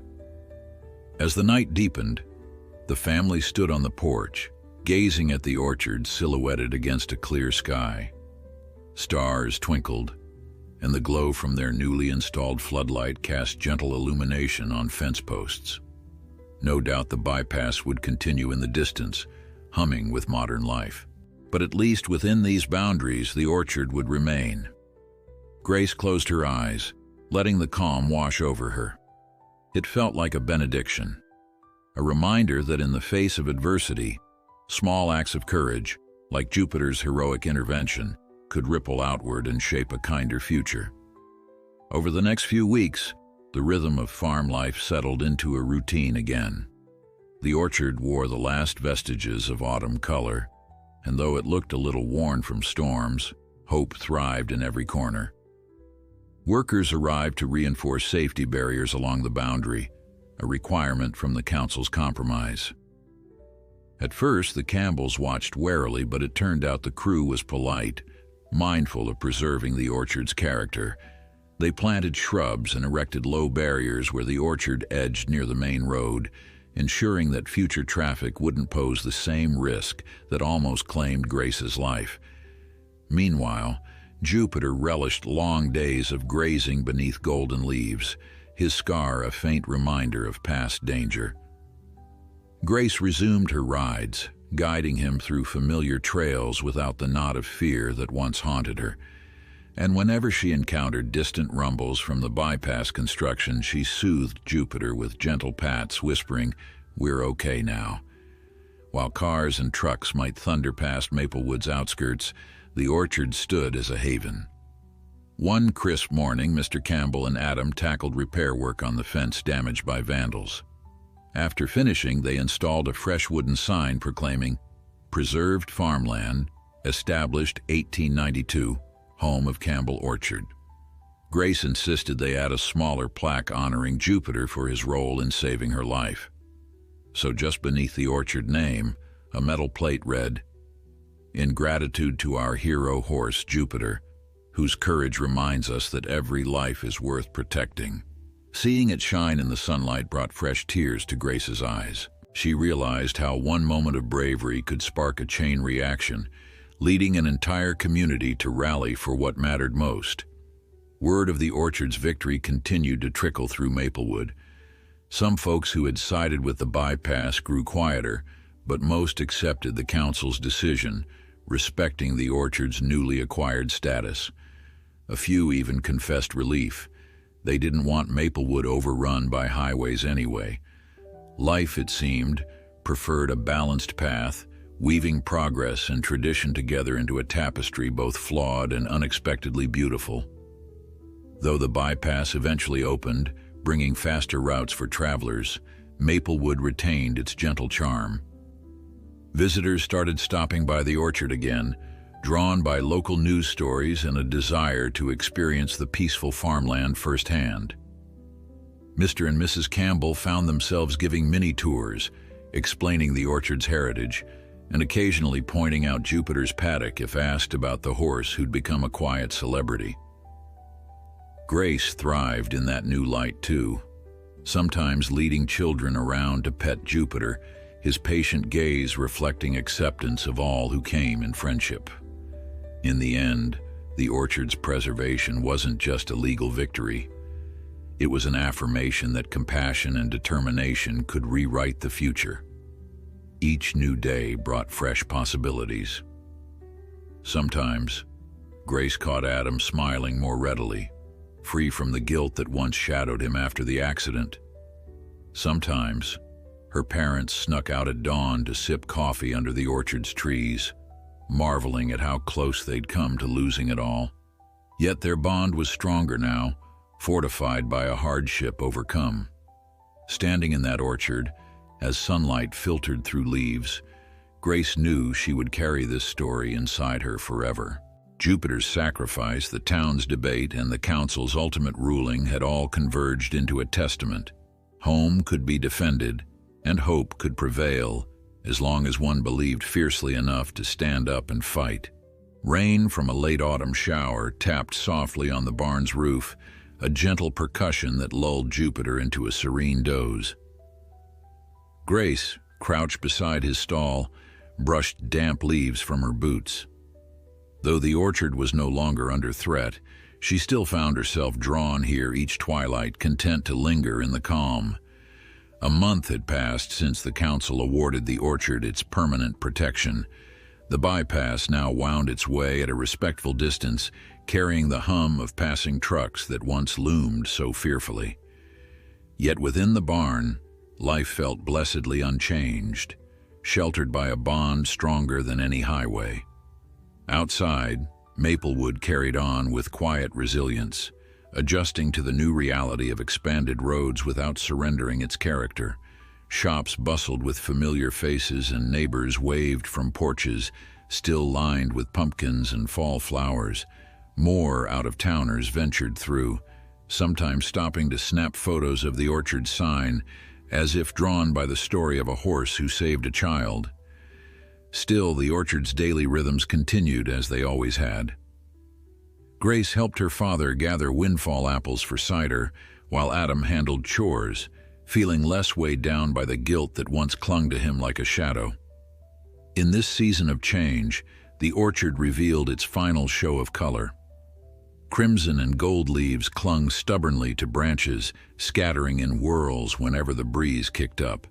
Every so often, Grace would pause in her chores to admire the drifting leaves, remembering how uncertain she'd felt when heavy trucks roared nearby. Now the orchard stood firm, crowned by its new protective status. Even the battered fence, once mangled by vandals, looked whole again, patched and fortified as a testament to a family's resolve. It felt like the orchard itself drew strength from each visitor's footsteps, each handshake, each thankful smile. Weekends brought a sprinkling of visitors who wanted to walk the orchard's paths. Some came just to see the place they'd read about in local articles, while others arrived bearing homemade gifts, offering their thanks for the Campbells' persistence. Many were parents hoping to show their children that nature and community could triumph over impersonal decisions. While Mr. Campbell humbly guided them, Grace often stood a little apart, content to watch Jupiter from a distance. She knew he had once worn a shy uncertainty, but it seemed that each kindly stranger who approached only confirmed the gentleness in his eyes. For Jupiter, the orchard remained a haven that invited him to wander without fear. The newly planted shrubs along the boundary provided extra safety, and Grace delighted in seeing him contentedly graze near them. Sometimes she saddled him for gentle rides, coaxing him along old trails, winding through fiery maples. During these peaceful rides, she found herself reflecting on the journey they'd taken. From the terror of that near accident to standing before the council, they had crossed a bridge from fear to hope. With each hoofbeat, Jupiter reminded her that loyalty was a force as steady as the beating heart. Adam, too, embraced the orchard's reprieve. Freed from self-blame, he spent many afternoons tinkering in the barn's loft, fashioning a sturdy wooden bench that he placed under a sprawling apple tree. He joked it was a vantage point to ensure no more ill-intentioned visitors snuck onto their property. In truth, he found solace there, reading or simply observing the orchard as it glimmered under shifting skies. One day, he quietly confided to Grace that sitting under those branches helped him remember that life was precious and fleeting. Each apple that fell held a story of renewal, reminding him that second chances abounded. Meanwhile, Mrs. Campbell took to journaling about farm life. Finding her voice after months of stressful uncertainty, she compiled anecdotes in a small notebook with a floral cover. She described the orchard's daily transformations, recorded kind words from curious travelers, and noted how Jupiter's scar had healed to a faint line. Her quiet chronicling built into a reflective tapestry of gratitude. Whenever the family's friends inquired, she'd read snippets aloud, her soft voice brimming with relief. Sometimes she ended up weeping, wiping her tears and smiling through the emotion. Though the orchard's official fight was over, the weight of that battle lingered, woven through every page. As cooler weather settled in, the Campbells prepared for the orchard's quieter season. They collected dried branches for winter firewood, stored away farming implements, and watched the apple trees relinquish their last fruit. Though the orchard eventually fell into a dormant hush, it never felt lifeless. Deer tiptoed through by night, leaving delicate hoofprints in the soft ground, and hawks circled overhead by day. Each sign of wildlife affirmed the orchard's rightful place, protected from bulldozers. One evening, they even caught sight of a red fox darting along the boundary fence, another small piece of living proof that farmland and nature could coexist with progress. News of the orchard's salvation continued to ripple out. Journalists from a neighboring city visited, curious about the hero horse story that had spurred civic change. Mr. Campbell, not one for the limelight, kindly redirected them to Grace, who recounted Jupiter's bravery in halting phrases, each memory still vivid. The reporters asked whether she felt overshadowed by the orchard's success. Smiling, Grace confessed she was simply happy that Jupiter's courage had opened people's eyes to what was truly precious. Soon, the orchard's tale blended into local lore, a testament to how a small place could demand big respect and find it if enough hearts rallied. One frigid morning, Grace woke before dawn and crept outside, following a glimmer of moonlight to the barn. Jupiter greeted her with a muffled snort. She whispered that she longed for one last ride through the orchard before the snows arrived. Leading him carefully past frosted grass, she mounted under a patchwork sky. The orchard stretched ahead, branches bare yet dignified like a guardian in winter's quiet. As Jupiter trotted between rows of silent trunks, Grace felt how each step resonated with the orchard's unwavering spirit. She closed her eyes, recalling the dizzying swirl of fears that once threatened to drive them away. But they remained, a testament to perseverance. Gradually, pale sunlight broke the eastern sky, illuminating the orchard in soft pink and gold.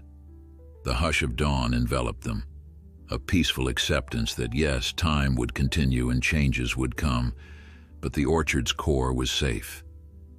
Grace smiled through tears, brushing a hand across Jupiter's mane. She thought of how he had become more than a horse. He was a symbol of protection, bridging life's fragile gaps with unwavering devotion. It astonished her that one instant of selfless action could ripple into a movement that saved their home. At that moment, she could almost feel the orchard breathe with gratitude. By the time she returned, her family stirred awake, warmed by the orchard's enduring promise. A day of chores awaited, just as any ordinary day. Yet beneath the routine pulsed a steadfast truth. They belonged here, rooted side by side with Jupiter, upholding a legacy that no road could erase.